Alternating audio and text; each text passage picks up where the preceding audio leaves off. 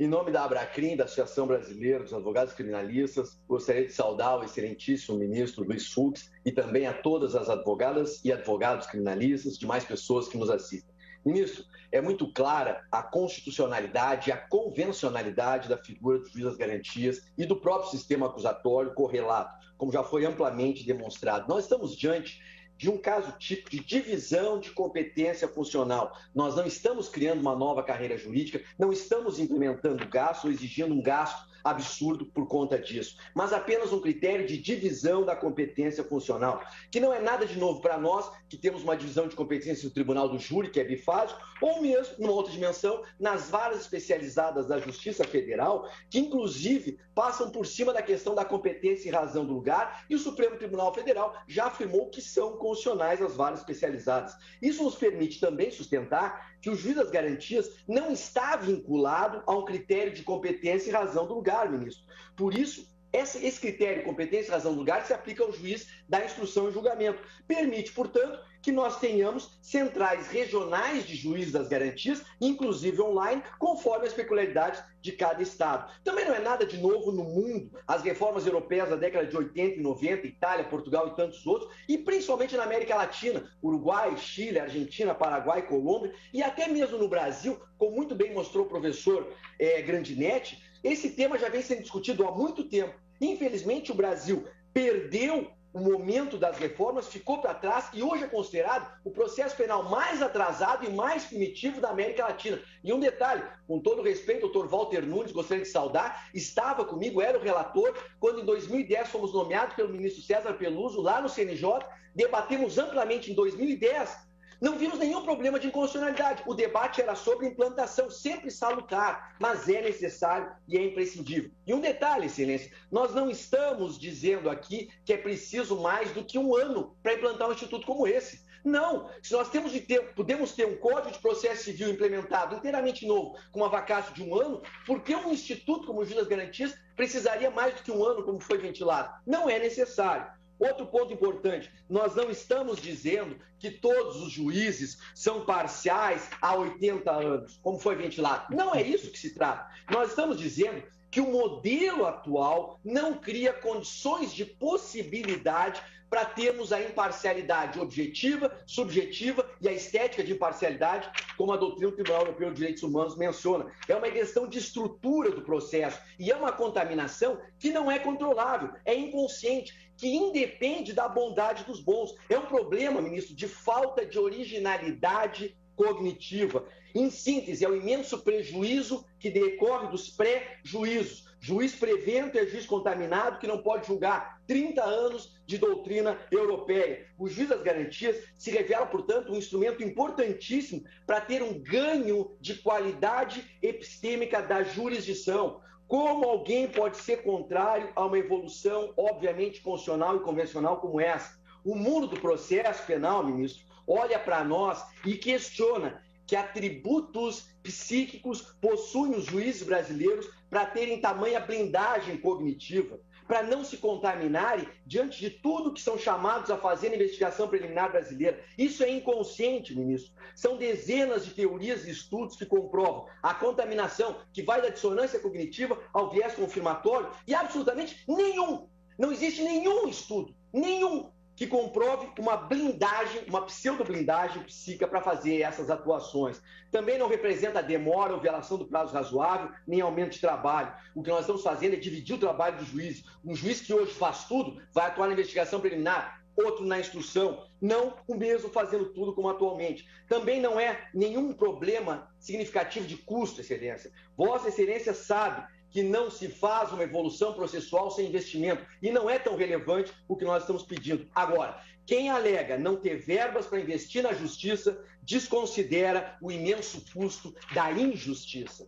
Ministro, juiz das garantias não é sinônimo de impunidade, como deram a entender alguns, mas sim de qualidade da jurisdição. Não só é constitucional, como é imprescindível. Juiz das garantias, sistema acusatório e exclusão física dos autos do inquérito, para criar condições de possibilidade de um juiz imparcial. Ministro, se existe algo de inconstitucional no nosso debate, é o nosso Código de Processo Penal. Se existe algo de inconstitucional no debate levado a cabo hoje, é o nosso sistema inquisitório e autoritário. Não é o juiz das garantias o problema. O processo penal brasileiro é o problema. É um faz de contas cognitivo absolutamente inconstitucional. Inconstitucional, ministro, é permitir que um juiz faça tudo e depois ainda vai julgar. Ou o principal, faça tudo e depois faz de contas que vai julgar. Esse é o faz de contas cognitivo absolutamente inconstitucional e primitivo que nós temos hoje. Nós precisamos sim de das garantias e isso é uma evolução civilizatória e de cidadania. Muito obrigado, senhor ministro, e passo a palavra ao doutor Tiago Minanger.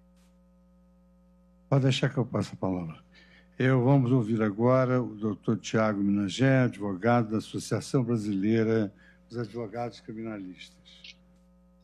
Excelentíssimo ministro Luiz Fux, saudações cariocas aqui de terras que tanto conhece. É um prazer poder falar com Vossa Excelência e poder falar de um tema tão importante que é esse que nós estamos aqui debatendo.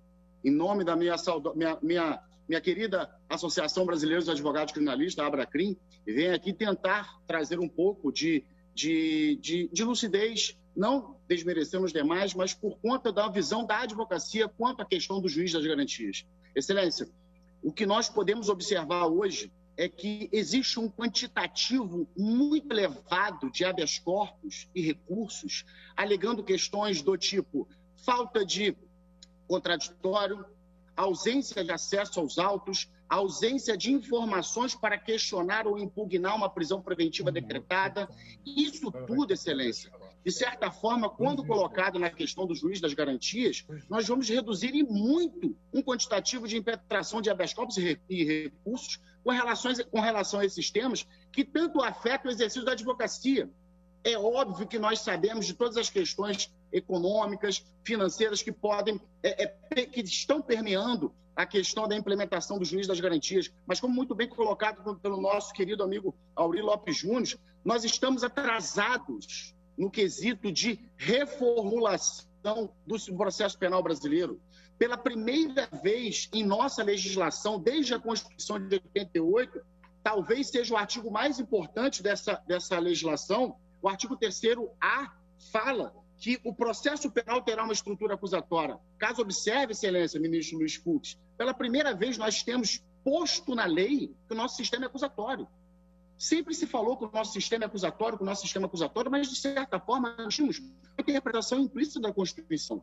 Nós tínhamos uma análise daquilo que a Constituição tentava, nos seus meandros, nos colocar. Mas a legislação agora, ela vem trazendo de forma muito clara e expressa que o nosso sistema é acusatório e a implementação do juiz das garantias é um avanço e um ponto central para que o sistema acusatório seja respeitado e efetivamente implementado.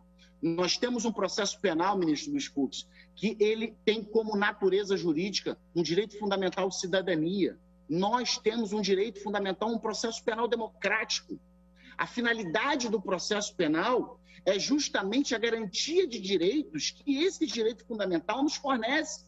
Então, observe que quando nós mexemos na estrutura de conhecimento e compreensão do processo penal como um direito fundamental, cuja sua finalidade é a garantia de direitos, isso vem completamente de acordo com aquilo que o sistema acusatório tenta implementar e, de certa forma, que o juiz das garantias é um mecanismo de controle do uso do poder e de garantia de direitos. O juiz das garantias não vem aqui impugnar por impunidade. Eu acredito que não existe uma contraposição à não implementação do juiz das garantias. O que nós precisamos parar para pensar hoje, colocarmos, nós precisamos que esse sistema acusatório, que hoje a legislação traz de forma expressa, ele possa ser implementado de forma efetiva.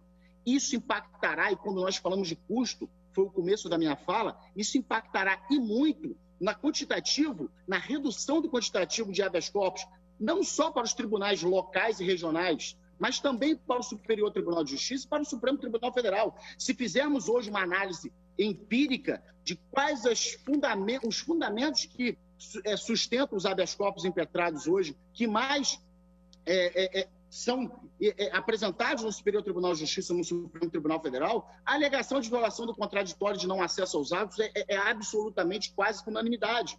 e a implementação do juiz das garantias visará acabar com essas questões violadoras de direitos, não só das prerrogativas da advocacia, como também dos direitos dos acusados e presos, como também terá uma forma de desaguar esse quantitativo de processos de recurso e habeas corpus nos tribunais superiores. Assim, extrapolando o tempo aqui, eu queria agradecer Vossa Excelência pela fala e, mais uma vez, me despedir com saudações cariocas para Vossa Excelência.